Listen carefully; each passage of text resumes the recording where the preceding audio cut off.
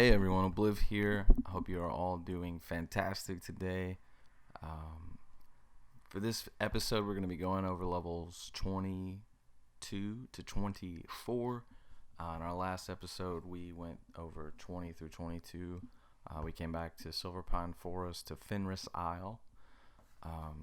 If you're new, go check that out. Click the channel. I started the guide at 14 and we're working our way to 60. But anyways, the three spots you're going to want to go to here in Silverpine Forest, the first one being, since we're already at Fenris Isle, we could stay here and farm inside the keep. The mobs, they're pretty much the same. They're all melee mobs. They're just a couple levels higher. Nothing too crazy. Rawhide Savage, Raging Rawhide, and Rawhide Savage. The Savages, they have a Savage Raid buff, increases their attack speed. The Raging Rawhides have the Curse of Thule, just like the lower levels outside. Super easy to deal with. You're going to be far away for most of the time anyways, but in the main room of the keep, they have Thule Ravenclaw, level 24 elite. He's part of a quest chain. I don't remember the name of the quest, but not a lot of people go here. It's just tough to find people that are all in the same part of the chain, But it does happen, you know what I mean? It's not like it's never gonna happen, but it does. Just avoid that main room altogether. One of the other locations is the Graymain Wall. Huge wall down in the south of Silverpine. Lots of easy mobs to kill here. I'm not sure how it's going to turn out on the Blizzard servers, but on the private servers, the sickly refugees, they don't actually hit you with the trip 3-second knockdown. Probably going to happen on Blizzard servers, so we might just want to avoid this place altogether. The Haggards have an ignite. It does an extremely large amount of damage, especially if multiple Haggards stack their ignites on you. Every 3 seconds you're taking 25 fire damage, and it adds up really fast.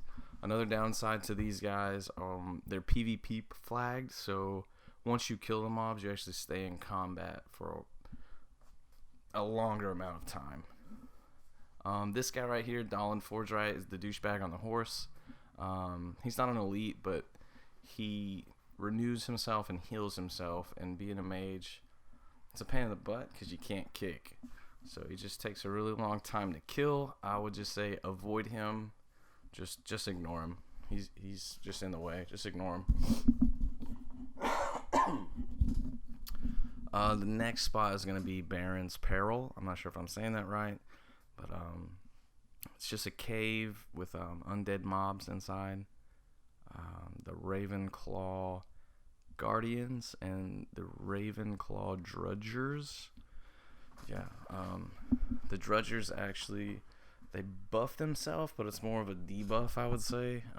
They increase their attack speed for 8 seconds, but they become fatigued, and I'm not really sure what that does. I think it just slows them down or something, but I could never tell since they're always affected by Blizzard slow. Super simple stuff, levels 19 through 21. I really like this cave. I just wish it was a larger cave with more mobs in it. It's not that deep of a cave. It's decent enough. You can definitely farm it. By the time you get to the end of the cave, they're already respawning at the beginning. But overall, I would just recommend Fenris Isle. You're already here from leveling to 22 in the first place, so just run inside the keep where you're already located anyways and continue your leveling to 24. As far as talents go, once you ding 22, fill up your improved Blizzard. For 23, take Cold Snap, and for 24, put a point into Piercing Ice, and that's it. The rest of the video is going to be actual gameplay of me pulling these mobs and killing them, showing you how I do it. It's very sped up like all the other videos because no one wants to watch real-time AoE grinding. It's quite slow. I mean, it's not slow leveling, it's just when you're not playing it, watching it just seems like it's super boring. I'll just go ahead and say it. You just run inside. There's 2 mobs out front. Pull them to the left. There's one guy alone in the corner room, and as well as this corner room, there's only 1 mob. So you'll pull 2 mobs from the stairwell to the solo mob in the corner room. And on the other side of the keep, there's a mob right in the hallway, as you see, and then to the right in that small room, there's 2 mobs inside. As you see, this is how I like to pull them. Sometimes I'll frost over them inside the room and run down the hallway, or I'll frost over them right outside the room and run down another hallway. It's basically wherever you have already cleared, you know you are safe to kite mobs through that area.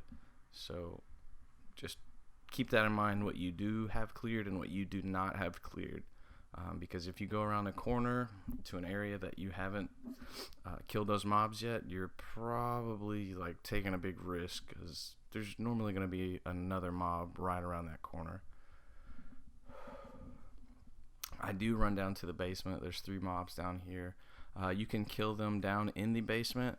I like to bring them over to this corner here, snare them, run over to the other corner, and really simple. You can also pull them back upstairs if you'd like to. I just think this is a tad bit faster. Now once you start going upstairs, it gets kind of tricky, because the entire place is basically just like one side is the clone of another side, but all the mobs are not in the exact same spots. So it's tough to remember every mob's location here. Plus there's all the walls, so you can't really just see where they're all at. You get a general idea of where they are, but some of them are actually patrol, and some of them actually stay in the same spots. If I would have went to the left there, that would have took me towards the main room of the keep where the elite is at. And if you go in there, you pretty much just auto pull him, even though he's in the back of the room. The room, I think, has 3 other Rawhide Gnolls in there with him. So not only do you pull him and those 3 mobs, he also has an imp, and he's a caster. He's like a warlock, but we'll get into how I pull the Graymain Wall mobs. I start on the left side. It doesn't really matter if you want to start on the right side or the middle. I just think it's most optimal to start at one end and work your way towards the other. I wouldn't start in the middle unless the respawn rates are super high. Then you could actually just farm one side of the wall continuously instead of running back and forth. You do want to be careful with the mobs in the center, because some of them kind of patrol back and forth, and they get close to groups that you're trying to pull, and you might pull extra mobs. If you do pull like 1 or 2 extra mobs, you'll probably be okay, because we're using Blizzard now. As you can tell, we're level 22. We have our talents in improved Blizzard now. We're all set. We don't have to spam Arcane Explosion and Flame Strike anymore. Goodness. So we do want to take our mobs and Blizzard them down. So I think on the Blizzard servers, I'm not sure exactly, but I think these mobs will be much different. I mean, they're gonna have the same abilities, but the Haggard refugees, they're the ones carrying the torches. They're the ones who ignite you. Here on this server, they only ignite you when they are low health for some reason. See, as they're on top of me right now, they don't ignite me. I'm not exactly sure why. Probably something to do with, this is a private server, but I would suspect on live that they probably work a little bit different. And the sickly refugees, they don't knock you down at all. I'm just guessing that's something to do with the private server, you know, maybe missing something. But I'm assuming on the Blizzard servers, it's going to work. You're probably going to get knocked down. You're probably going to get Ignite casted on you right off the top as soon as the mobs get to you within melee range. But even still, I think you'll probably be fine. Let's say you pull your 3 mobs and you get knocked down. You could just sit out the stun until they're all on top of you and blink away. I hate blinking during pulls. It's to me, it's a waste of mana. Essentially, I would rather not blink in the middle of a pool because it's pretty mana expensive, and not blinking could actually save you. You know, 'cause we've all been in those situations where we go and we could kill a target if we had some mana, but we blinked. But hopefully they'll just work exactly the same. Like I said, I did not get to get this far on the stress test servers, but I do want you to be prepared just in case it does work that way. I'm giving you worst case scenario. They ignite you as soon as they get onto you melee range, and they stun you. Probably, I would imagine, on like a 14-second cooldown. Assuming they do ignite you right off top and knock you down right off top, probably could just sit it out. It's a 3-second knockdown. Sorry. But yeah, you should be totally fine. In all honesty, you could blink away. You could try and just sit it out to conserve your mana. But the ignites do a lot of damage. If you pull a pull and you get 2 ignites on you and you get knocked down and you don't blink away, it's probably not going to be any fun. Honestly, I would either go I would stick to the cave or Fenris Keep, the Rot Hides or the Raven Claws. It's just a safer bet. There's not going to be much difference in those mobs, in all honesty. But that is the pathing. Clear the whole wall, run back to the side I started at, get my resources back, and go at it again. Whew. And now we are at Baron's Peril. Actually sounds really cool. I like that. Baron's Peril. It just rolls off the tongue pretty well. Off top, I accidentally pull a 4th mob unintentionally. If it does happen every now and then, you'll probably be okay. And if you get to where you're so confident that you're like, hey, every time I pull a 4th mob, I end up being fine, then that's awesome. Like, you don't have to solely stick to the 3 mob rule. I think it's the safest, least risking way to go about everything. But if you're a competent player and you know you can handle it and you've done it multiple times, by all means, do it, man. Take on 4, 5, 6 mobs. I didn't want to tell everyone, you know, yeah, pull 12 mobs, you'll be totally fine, and then, you know, everyone just happens to die when they do that. And they'll probably be mad at me and not like my guide anymore. They're like, yeah, this dude doesn't know what he's talking about. You know, I die every time, you know, I do what he says. And that's very inefficient. And even though I'm pulling only 3 mobs at a time, I'm averaging about, starting at 14, a level per hour. And I would say plus 7-ish to 15-ish minutes per level after that.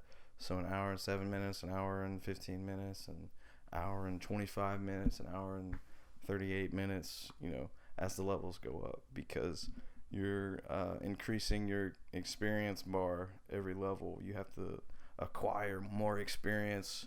So, of course, it's going to take a little bit longer. But I really like this cave. The mobs are pretty easy. The only thing I don't like is some of the actual ground in the cave, the floor of the cave, if you will. It dips down in some places or curves upwards in some places where you're trying to place your blizzard down, and it can throw you off of your blizzard. If that happens, I would say, reset. If you ever get into a sticky situation and things don't immediately go the way they should, don't stick it out and try and wait for your Frost Nova cooldown to come back up. Just reset the fight if you can. Start all over from scratch. It's better to waste 40 seconds resetting mobs and getting your mana back up than it is to try to make something happen, and end up dying, having to run back and lose 10 minutes time. Also in the back of this cave there is a rare elite. I was super worried when I first saw him because it's a rare elite. You get terrified when you see those.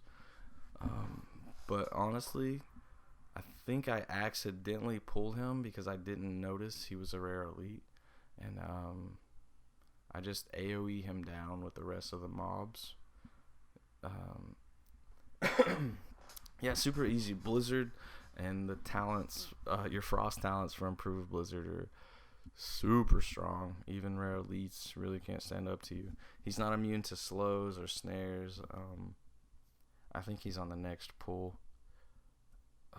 Don't remember. Pretty sure he is.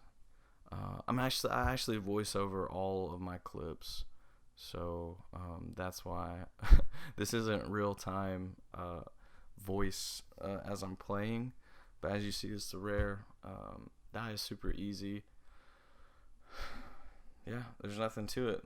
And that's the back of the cave, by the way. This is the last pull in the cave, and then you just make your way back up to the front. Once you start getting up around the center or the middle, be a little wary because they might respawn on top of you like they did to me here. I ended up being fine.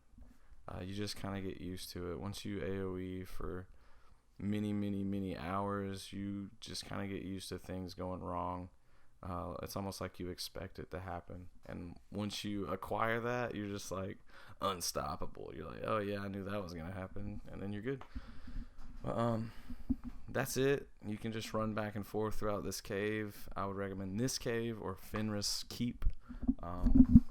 Since we're already at Fenris Keep anyways, it just saves time for having to run. But on our 24 to 26, we are actually going to go to Hillsbrad Foothills, so keep that in mind. It might be more efficient if the mobs work out, because then you're closer to Hillsbrad, to the next spot.